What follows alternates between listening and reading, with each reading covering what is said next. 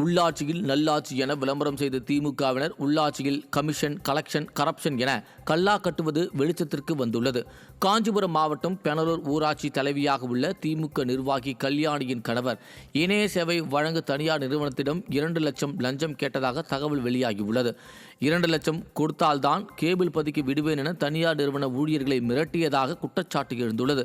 நிறுவனங்கள் தொடங்கி பொதுமக்கள் வரை அனைவரிடமும் உள்ளூர் உடன்பிறப்புகள் கைவரிசை காட்டி வருவது இதன் மூலம் நிறுவனமாகியுள்ள நிலையில் இதுதான் உள்ளாட்சியில் நல்லாட்சியா ஸ்டாலின் என மக்கள் கேள்வி எழுப்புகின்றனர்.